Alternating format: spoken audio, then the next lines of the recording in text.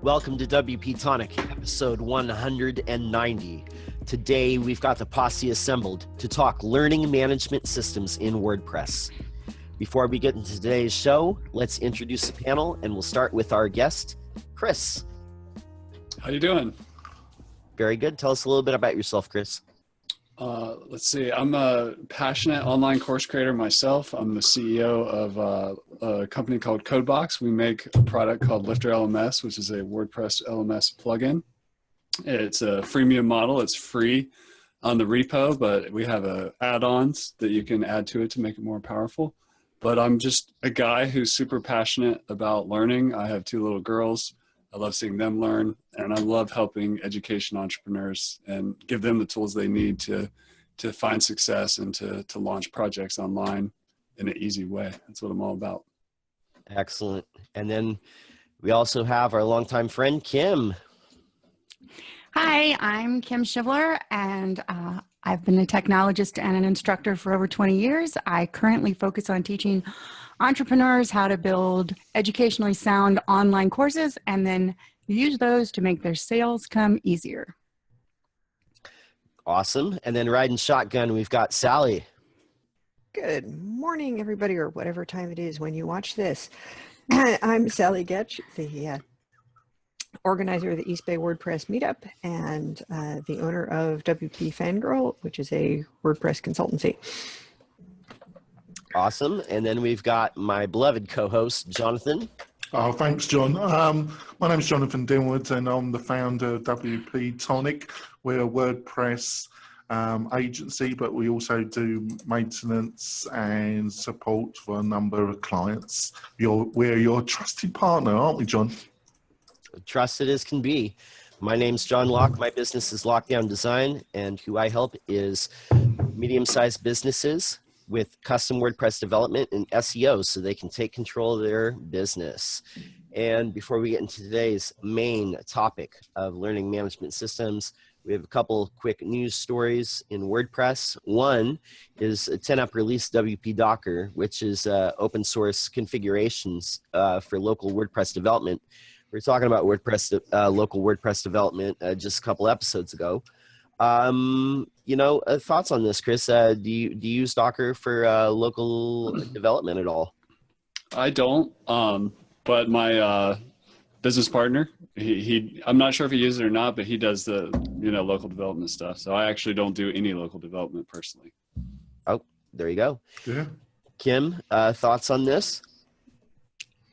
I've never used it, so I don't know. I haven't used it, and I do minimal local development these days. Most of my content development's local, but all my WordPress development is in the cloud. That's cool. Sally, thoughts on this? I know that when we were talking about it the other week, we were talking about Vagrant takes up a lot of space. Morton was actually saying that, but Docker takes up a little bit less space in a virtual machine. Thoughts on this? My thoughts on it is that it's still probably above my pay grade in the development department. It looks like a good thing that they have produced this, that they've got something that's kind of, already set up and a little easier to use. But while I bookmarked it as, something to be aware of, I still, for the moment, local by Flywheel is working just fine for me for my local development. So I'm probably not going to switch. Yep, definitely. Jonathan, teams at 10up, they're still using more Vagrant than they are WP Docker, but do you see that switching? I don't know how to answer that question, but one thing, the conversation with when Morton was with us was that, Vagrant is pretty hard to set up. And, I agreed with him, unless you're in the higher enterprise area as a developer, it's probably a bit too complicated to bother with. The problem with local, I've been using local, but we've got quite a few maintenance sites, and I've been finding it hard to kind of set up multiple sites with local a little bit. Might be just me. So I might have a look at Docker because, 10up, I have used some of their other plugins. I use their redirect plugin quite a bit, which I forgot which developer on the 10 Up team developed that particular one. I apologize, but I'll probably have a look at it because you know, because it comes from 10 Up, and their plugins are normally well coded and, you know, pretty stable, aren't they, John? Yeah, indeed. I've used plenty of their plugins over time. Second quick news from about a week ago: Shopify is discontinuing its official plugin for WordPress. I think there's 9,000 installs right now. They are saying that it will not be supported after June 30th, 2017. So if you're using this plugin, find something else. Chris, I don't know if you've had any clients like at your previous web agency that use Shopify. You know, any quick? We have. We have. I think that's always like a danger with you know, a dependency where two systems talk to each other. Is there longevity here? Is it, you know, it needs to be in everybody's best interest for things to keep moving, whether that's a free plugin or a dependency between code bases and things like that. So I do like the Shopify platform, have done some custom development and integrations with it before, but yeah, I think it's just really important when selecting tools to always think really long-term about the future and viability of the tool set and the companies you're integrating with. Definitely. Can I say something, John? Oh, please. Yeah, I think they had a bit of a discussion about this on the last Post Status podcast.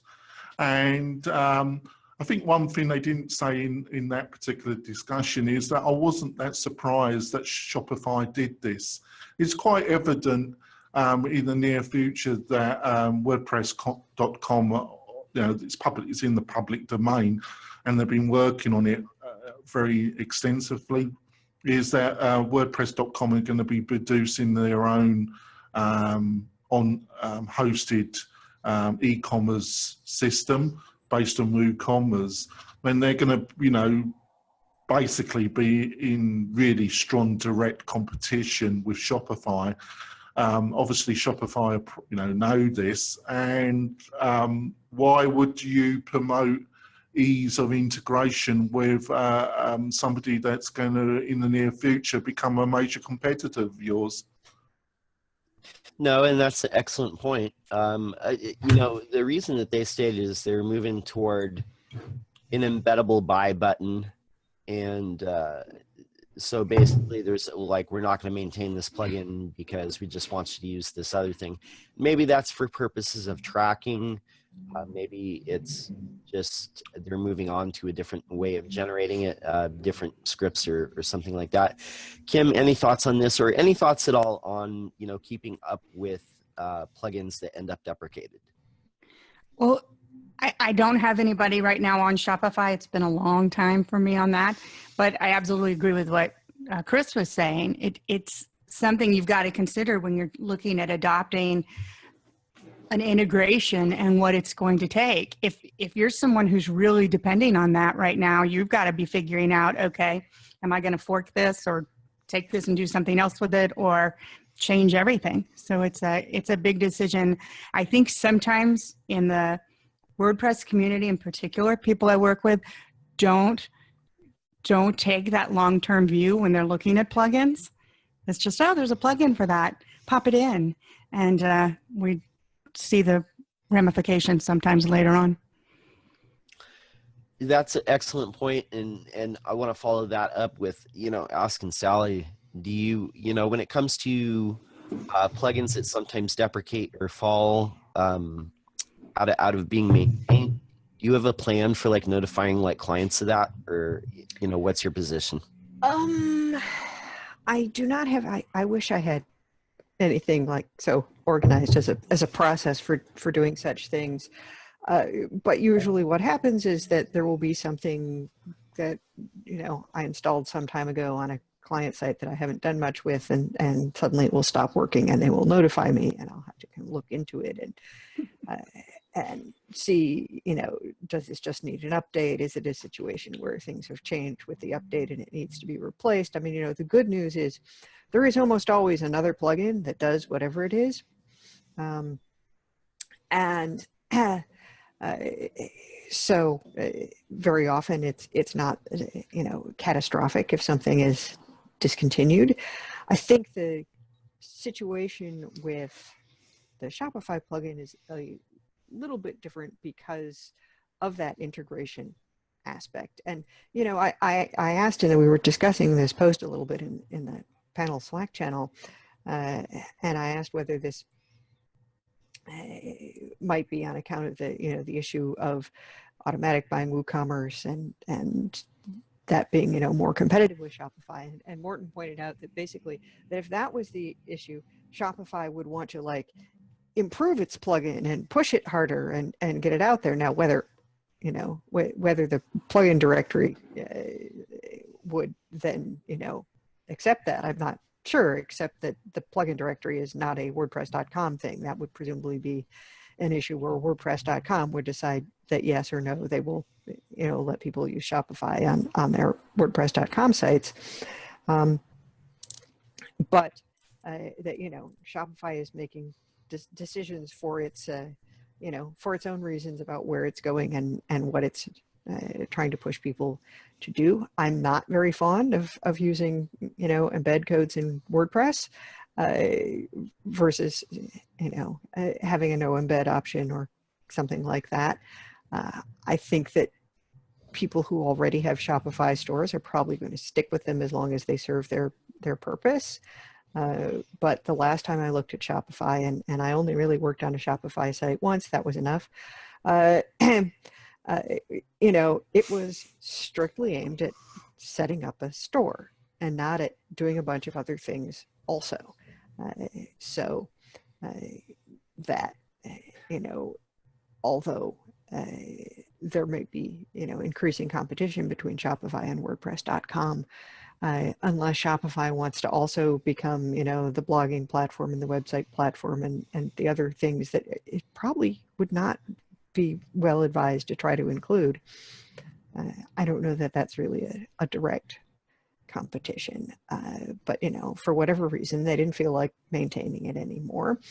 And it is an open source plugin, and as long as it stays that way, somebody could fork it and adopt it. Other plugins have been adopted by people who decided this plugin is important enough that it should continue to exist. Yeah, I totally. I see where you're coming from, Sally. I think you could go either way. Either you can make it, what I've said, or you can have the attitude that you've got around why they're doing it. But I totally agree with you. I'd be surprised if somebody doesn't fork it and then support it. I'll be really surprised about that, really. But who knows?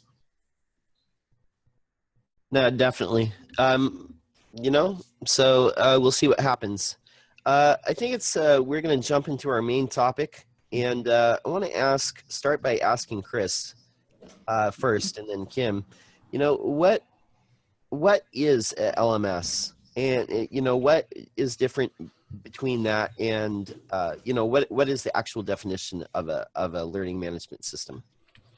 The way I like to frame in that question is to talk about the differences between a learning management system, an online course, and a membership site.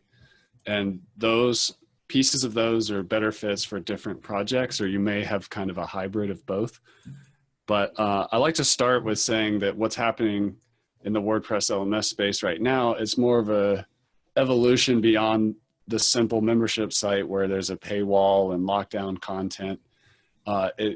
The LMS, the learning management system, it's not just about getting the sale. It's about staying engaged, having a level of engagement between the teacher or the teacher's content and the student. And, what I like to really focus on when I make decisions about Lifter LMS is, will this help increase engagement or not, like this feature? I mean, those are the things that we want to focus on. We want to see people complete courses, because one of the dirty little secrets of the membership site or online information product industry And there's a social scientist who did a bunch of research on this. I think it's between 6 and 10% completion rate across all things, like even the big online university or MOOCs and things like that, which stands for Massive Open Online Course. But to bring it back, an LMS, it's not just about getting a sale, it's about having reporting, data. You can look at courses and performance in general. You can look at how a specific student's doing. There's just a lot more to manage besides just e-commerce and content protection. That's the big difference between an LMS and a membership site. And an online course by itself is like it's a well-structured learning journey through content, videos. Maybe you have weekly or monthly webinars or office hours and these kinds of things. So you can have a pretty like plain online course too. And all three of these options, like a membership site, an online course, or a full-blown learning management system, they all fit different projects. So it just depends on what kind of project you're doing and which type of feature set you need. No, excellent. And Kim, in like the same thing, like, what the differences between like an online course. I know that you have a whole thing where you help people set up how to build an online course, but differences between that and LMS, and what are there any places where your students like struggle, like between the difference between the two? Well, I think a lot of people use them interchangeably. First of all, a learning management system is just to manage the learning environment. It does not mean your courses have to be online. You could have a learning management system that manages your school, your business, your students, even if you're teaching, down at the local community center. You still could have a learning management system that your grades are plugged into, or your quizzes, or your other information. That's the system that, like Chris was saying, it manages the reporting for your students. Your online course is an online course. Now, when we're building online courses, we're going to use a learning management system that has both. It's going to manage our students, plus it's going to give us the option to deliver quality online learning. And you guys have heard me say this a lot of times. That means you have to be able to give people learning at multiple touch points. It is not a YouTube channel that is just 4 videos strewn together behind a paywall. That's not a quality class, no matter how many internet marketers tell you it is. So a good learning management system, and Chris has a wonderful one, I teach that.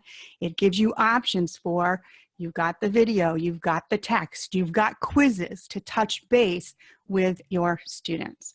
And then I love the other thing you said, Chris, it's the same thing I teach. This is not fully, quote, passive income that everybody's looking for. When someone buys an online course from you and you want to help them finish it, they're requiring more touch points with you than just, say, a membership site where you pop a bunch of stuff in once a week, twice a week, etc. You need those touch points with them, whether it's a forum or office hours or something else, to actually give them that extra help. No, very, very good.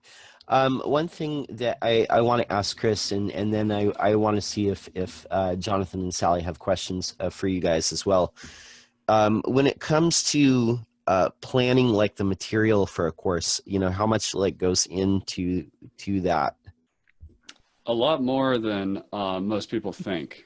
So I think that the vision in the mind starts off simple, like, oh, I'm going to have a 10-lesson video course. And it's hard enough to make videos and get comfortable with that and teach through video. But I'm just in the process right now of putting together a course organizer, like kind of packet that has like checklists and things. Not just, you don't necessarily have to do everything in it, but it gives people the ideas, like if they know what's possible, then they can start architecting the learner's journey.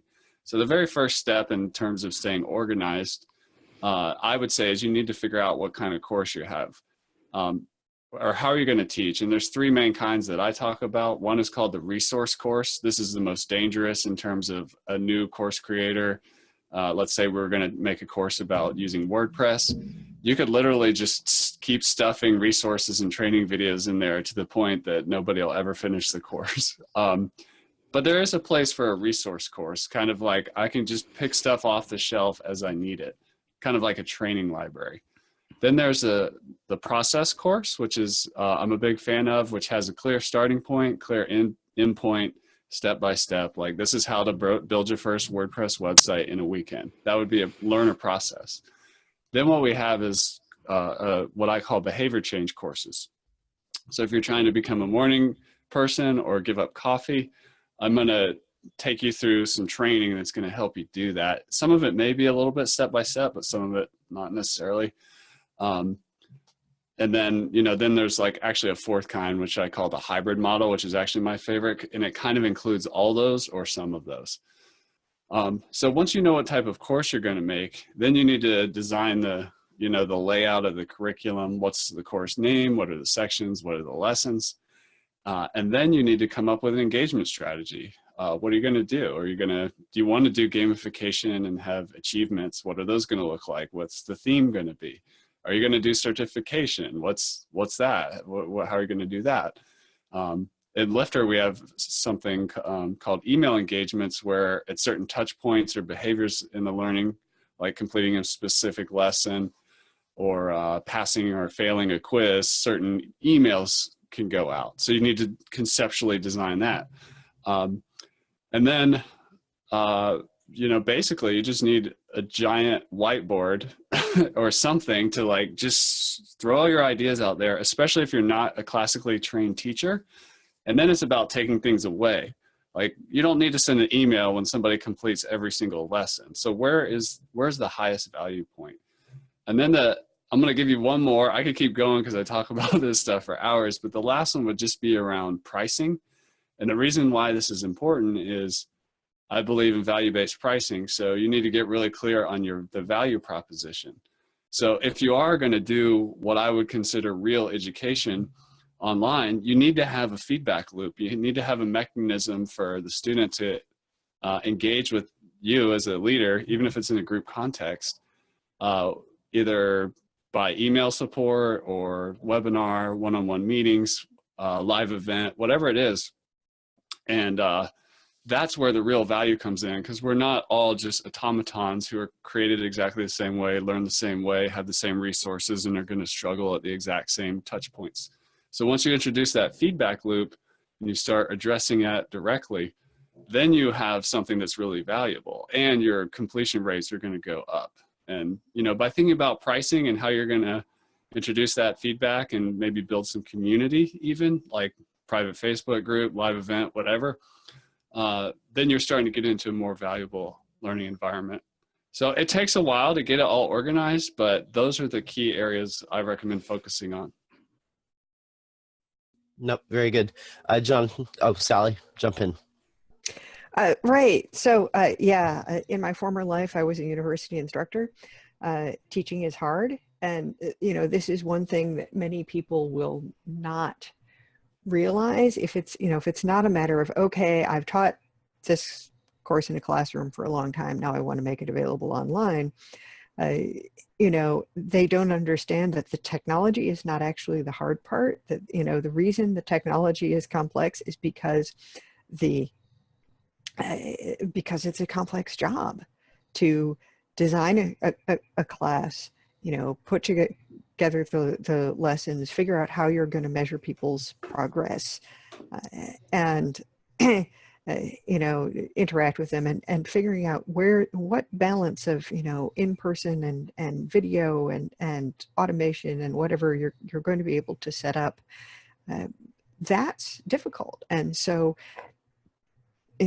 just as e-commerce plugins can only simplify things so far and still be useful, a learning management system can only simplify things so far and be useful. And I actually had a client contact me recently that she wanted to do a series of 5 video classes, but she wanted people to be able to sign up and pay and be automatically sort of sent to the lesson and those kinds of things, and sort of like seems simple when, whoever advised her to do this described it.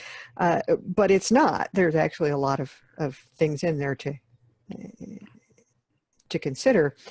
And so, yeah, you need a learning management system to figure out, to help you structure all of that and figure it out, because, we're no longer in the days where everything just sort of had to be done on paper with outlines and my many hours of marking essays and second marking essays, because in Britain where I was teaching, every essay has to be graded by 2 people. So, and leaving feedback and notes, because without those, your students have no idea to tell how well are they grasping the material, and so you have to provide feedback to them, and whether or not they're getting actual grades. I remember we used Moodle when I was teaching for Media Bistro, and it's got all this stuff in it about grades, and I go back to the Media Bistro. I'm supposed to be grading these people? You didn't mention that one. They're like, no, you can ignore that part. But the thing is that grades are basically your first form of gamification. As people are trying to get a good grade, and that's part of what it motivates them, and also what helps them and you to know how they're doing. So yeah, before you can create an online course, you have to create a course, and that is much harder than people who've never done it think it is. Jonathan, jump in. Well, there's so many aspects, of this. I've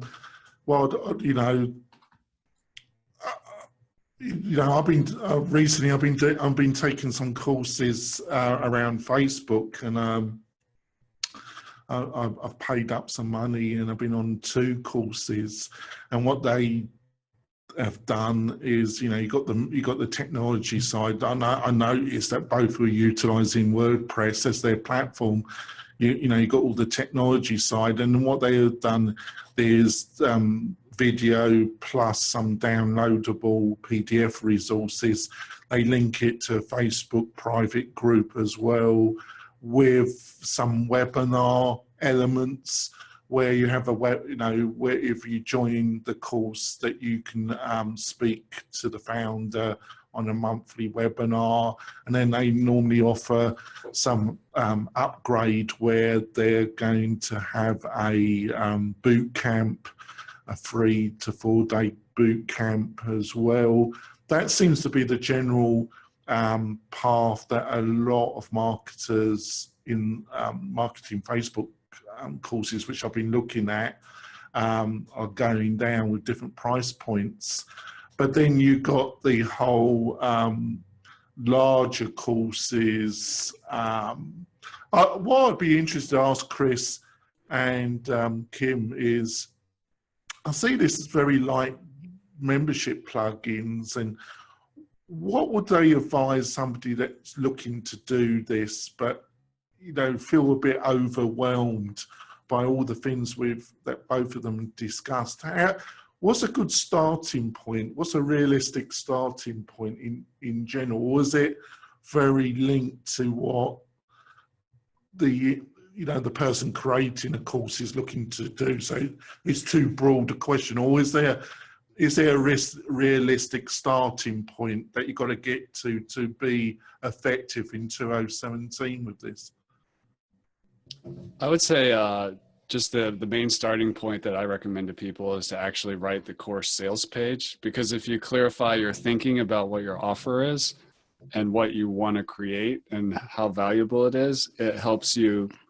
You can then develop your action steps of okay, well, now I got to go make all this stuff. So create the offer first. Yeah, Kim, what would you say? Well, mine's interesting. When people come to me, a lot of times they're so wrapped up in not knowing what they're going to teach yet that they're not ready for the sales page. So we usually start with a planning guide, which starts with a brain dump. Because what I find for people who've never done any level of course is they end up, when we're done with the brain dump, they don't have 1 course. They've got 12 courses there. And if you tried to put it into one course. It's like you were saying, Chris, it would be a forever course. No one's going to get through it. You know, I use my WordPress one. I still do a WordPress in a weekend. In fact, one launches this weekend. We have to keep that. We keep it very basic, and this is all we cover. And then there's the next class and the next one and the next one. The one thing I found that helped with that was everything, Chris, you were saying about having webinars and office hours and these different touch points for people. I also have added accountability sessions for people who take my type of courses, since they are step-by-step, because I was having people finish the actual course and never taking their site live, because they were not doing that final couple steps. So I've added accountability in, which helped. But I would say once they get that brain dump and the planning and figure out where their course is going to be, absolutely clarifying that and what is my offer going to be is going to help them get started. And then kind of to what you were saying, Sally, the other thing I find with people as they go to put it into an online course, particularly people who have taught live, the thing they find the hardest is really creating something that can be automated and touch each person in the way that they need. Because we all know when we're standing in front of that class, and I talk about this in my learning platform speech, we can tell who in that room is not getting it, right? I don't care how much that one guy is nodding his head, you can see in his eyes that he has no idea what you just said. And we can't do that online. We've got to figure out other ways to make sure we're touching people in a way that they can at least either get it or understand what they're not getting well enough to formulate a question to get the help from us that they need. Yeah, also, I'm in my 50s now. Hopefully I don't look it. And I realised one of the facts, I just wanted to see if Chris and Kim agrees with this. One of the things that's not talked about, and I've got to be really honest about myself as well, is motivation. Are you really motivated to finish this course? You know, have you got a group of students that are really up, or are they going to find every kind of excuse not to finish the course? And I think obviously intelligence, education are important, but the one thing I think that's not really talked about in general is motivation, and how as an individual you can be realistic about oneself and how you can motivate yourself. And I think it's also linked to UX design. You can make UX design as simple as possible, but if the people utilizing your software are not really motivated, it doesn't really solve a problem for them, or various other reasons. They're just not motivated to use it. You can make interface, and I think it does apply to what we're talking about. You can make things as simple as possible, but if they're not bloody motivated to do the thing, they're just not going to do the course, and they're not going to learn nothing from it. What do you think, Chris? Jonathan, you're touching on my favorite topic.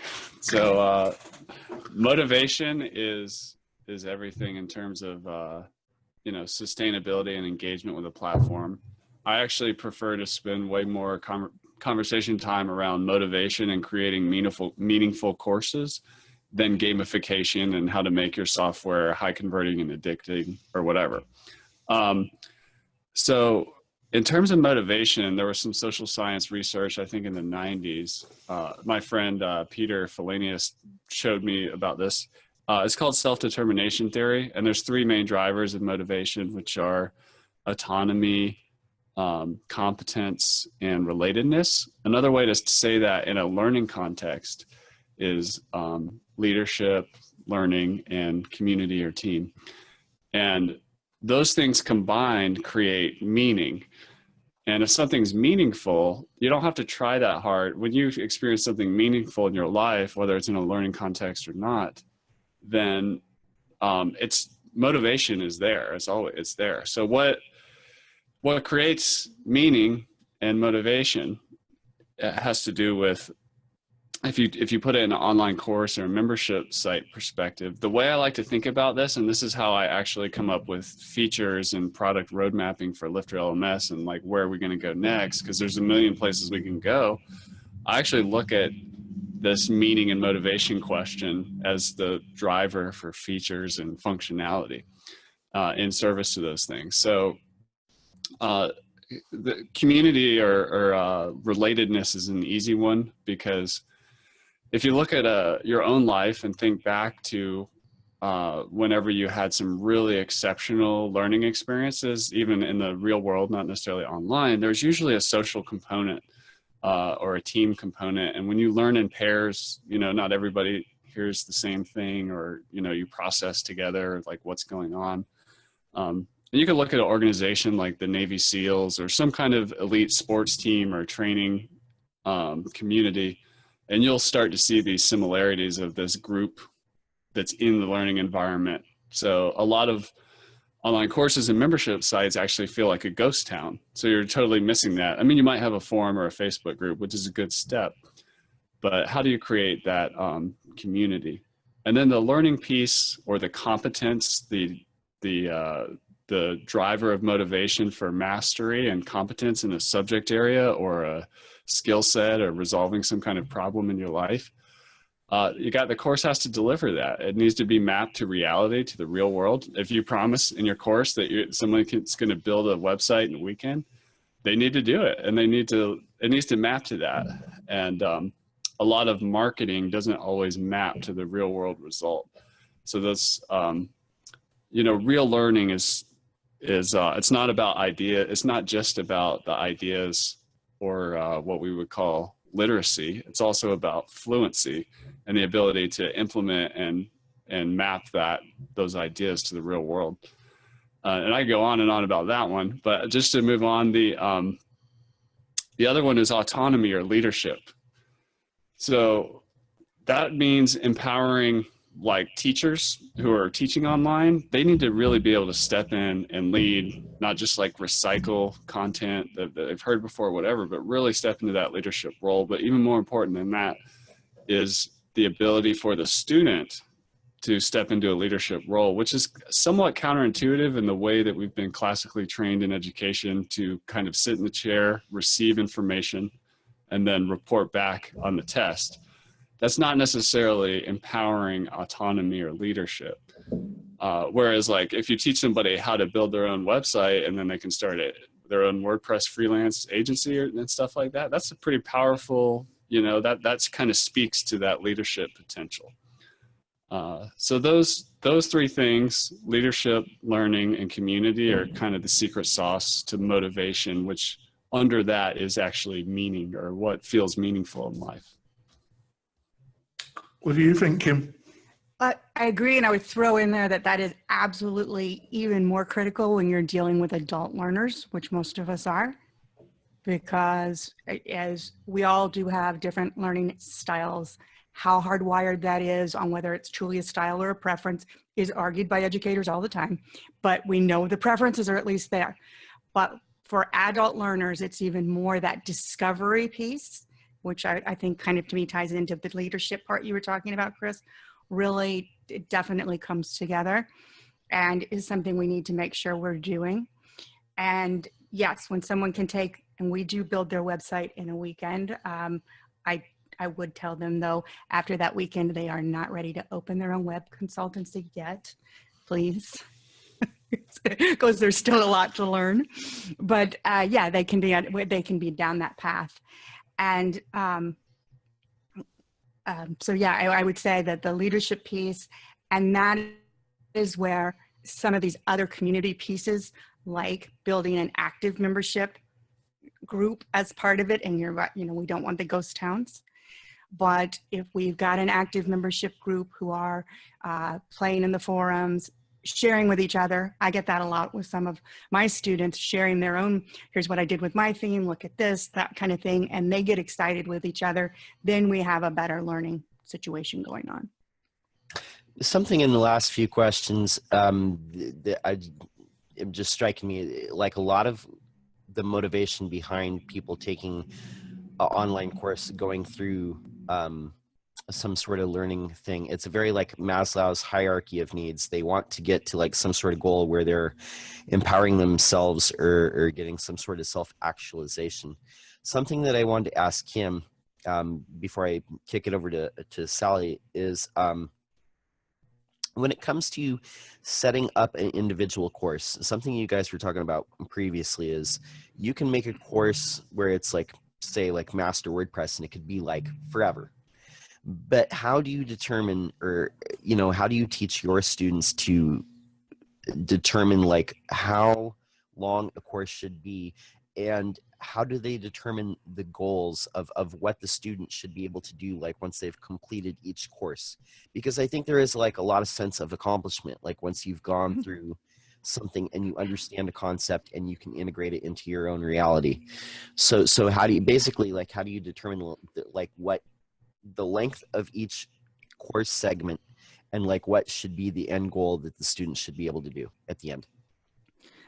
So for me, that goes into our brainstorming and planning session. And there's not a hard fast, like every single course should be this long. However, I will say, particularly for automated online learning, I would never go over about 12 modules. The shorter you can keep it, the better. I would rather give someone 6 modules and then let them feel that accomplishment and go to the next class to get that next level, because it helps keep that motivation going. You know, that, and then that is particularly, I think it's true with many people, but it's particularly true in the Western world.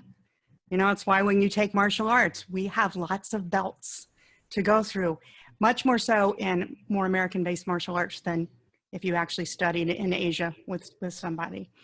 So I would rather break it down. And then also along those lines, remember, we don't have huge, long attention spans. So do not make 20-minute videos. If you're on a live webinar where you're interacting with people, you can go longer. But when you're actually going to have someone watch a video and try to do something, and again, if it's step by step, I hammer this out, you've got to have the video and the written steps. It is not effective for people to be bouncing back and forth in the video, trying to find something that they missed. Keep them short. 3 minutes is great, 6 minutes. I do have one video that's 12, and I apologize for everybody ahead of time. Okay, this is the only one that's really long. I'm sorry, guys. But those are the things you've just got to keep in mind to keep that attention and really help them absorb what you're trying to teach so that then they can go do it. Because face it, we really have never learned anything till we can actually apply it. Yeah, John, can we go for our break and then come back? I totally forgot about the break. Yeah. Anyway, we'll go for a break. We'll come back for like the last part of our show. See you in a minute.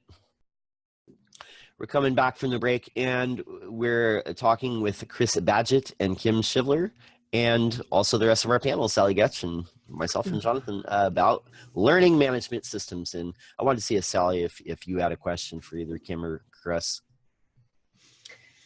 Let me see. I actually, you know, as I said, I just had a client inquire about stuff, and I've actually recommended that she use Lifter and, you know, have a look at that, you know, creating a course thing, because if you don't have previous experience of this, it is confusing. And if you do have previous experience, it can still be confusing. I mean, I think as systems go, that Lifter is pretty clearly set out, but there's still a lot of moving parts in it.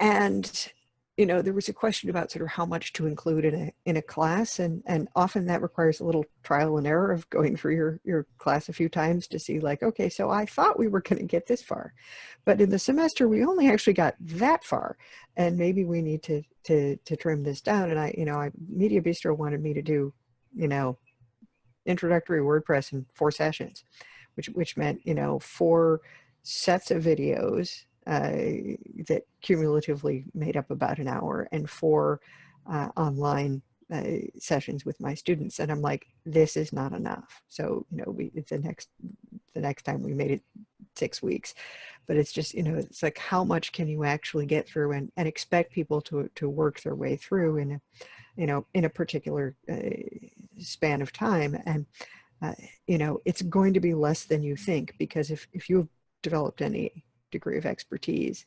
And then you can do it much faster than people who have never tried doing it before are going to be able to do it. And I just found that was always a challenge with teaching in any format, was to be able to have be able to estimate, what people who were new to it were going to be able to do. Because like the more expert you get, the further away you are from that, the harder it is for you to translate things back.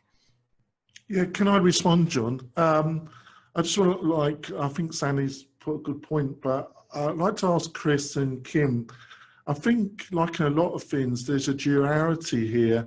In some ways, when you're dealing with more expert, more people that further down a skill level, you've got a common language and a common set of skills, which sounds great. When you've got learners or people, they've got such a different, you're dealing with such a broad level of possible skill levels of background learning. So that sounds a lot more difficult than a group that's more further along the road. But the only problem with that is, I forgot the author's name that wrote the book, The Dip. You get a lot of people that are at an intermediate level, but they just cannot push themselves to become an expert level. They're in that dip. So in some ways that can be very difficult. So which are learners or intermediates harder to actually move forward? That's a really good question. I think part of it just comes back to actually the sales page or like really talking about who your course is for. Now, I know there's going to be a range of different skill levels in there, but is it for beginners? Is it the 101? Is it the intermediate 201? Is it like the advanced thing that's, that is very elite or whatever? I think that's an issue that's actually on the course author or the course creator a little bit, in terms of, just like any business selling a product or a service, you have to qualify the lead or the student. And, but that being said, if you're teaching to true beginners and your course promises like this starting point and this finish point, and for this type of person within that group, just like in most classrooms, there's likely going to be some, overachievers, the majority, and some underachievers. And that's just part of teaching. In terms of, and that's why those feedback loops are important in terms of servicing, meeting people where they are. What do you think, Kim? I agree. I think so much of it falls on the instructor and the promise, and who is my target audience for this? Because in my different classes, I have very different target audiences. And what are their skills? What are the prereqs that they have to have before you're going to work with them? Knowing that, yes, there's going to be this still a variety, but making sure that I'm getting everybody as close to possible in the right group before getting started.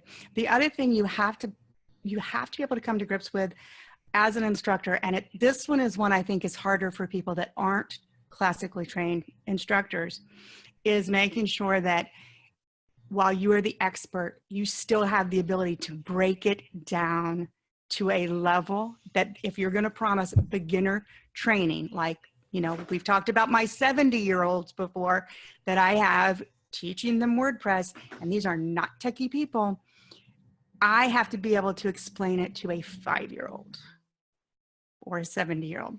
Same brain set when it comes to technology sometimes. Actually, the 5-year-olds are further ahead. So making sure that you have not gotten so advanced that you can still break it down if you're going to do beginners. Otherwise, you might be better just to focus on intermediate and advanced. So topics. Is that what I've got to look forward to, Kim, becoming a 5-year-old mentally? Aren't you? I knew you were going to say that. I knew you were going to say that. Just left that open. That was that open door. That was. You made that too easy, John. Yeah, that did. That was so easy. It was so easy. What the other thing I wanted to ask both of you is my previous question. Do you think it's easier to start off with beginners or intermediate. And with intermediate, the problem, is it not, is like and thanks, Kim, it was Seth Golden that wrote The Dip. With intermediates, you're dealing with a slightly different problem, aren't you? You're dealing with getting them over that dip so they can move on, basically. Is it very two distinct problems than if you're dealing with beginners, isn't it? I think I think the beginner's market is often massive, depending upon what the niche is. So, like, for example, if we look at WordPress, the beginner WordPress education market is huge, especially since WordPress is huge. But the intermediate market of, like, if you look at people trying to start WordPress agencies, is they're just at a different skill level, much smaller market. And you see all kinds of courses and communities and masterminds and stuff for like intermediate WordPress users. So they're just very different. But often I think that in terms of price, often those intermediate courses are more valuable or seen that way than the beginner market. And they're often a little more complex in the delivery. If it's, they might have in-person mastermind events or, more private one-on-one kind of thing. But you can only, I like to say, like with software, learning software, you can, we like to scale the human touch with robotics. So that's just a way to like scale yourself, but you can only do that to a point. When it comes to one-on-one engagement, that can only scale so far. And I think the intermediate market, to really help those people, it just, in my experience and what I've seen in the marketplace, it's harder. There's a lot more high touch required there. Yeah. And less failure rates too. But and obviously that's got to reflect in the price of the course then, really, hasn't it? Yeah. Absolutely. I also think you need to distinguish between people who are at an intermediate level and they've been there a long time and they are kind of stuck, and people who are at an intermediate level because, well, I've completed the beginner level now, and now I need the information and the training to, to move me on. That's a good differentiation. Yes. I also, the one challenge I find, I agree that price point, it's a beautiful sweet spot to go into that intermediate. However, my one challenge a lot of times with working with intermediate is who decided they were intermediate. Yeah. I like people who start with me in the basics and then we go to intermediate, and because I know where they're coming from. But, sometimes you'll get someone sign up for an intermediate class and they're still going, what was FTP? I was on WordPress.com, and you're going, oh God. So that's the other challenge sometimes working with intermediate is who decided that they were intermediate. Yeah, specifically with WordPress, one of the problems with WordPress is the actual overwhelming sales pitch that's given by the community initially, which we've touched, which is it's easy. Well, it's easy at a very low level, but as soon as you want to do intermediate to semi-advanced, it rapidly becomes more complicated.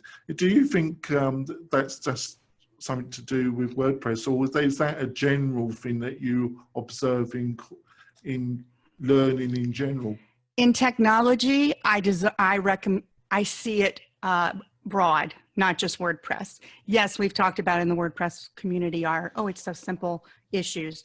But I've seen that going back to when I taught at the community college technology, and people would come through some of these quote school programs, learning web development, et cetera. And then they would, later on when I was a developer, they would come in wanting a job, or when I had my small company, and you would send them some HTML files. This predates WordPress.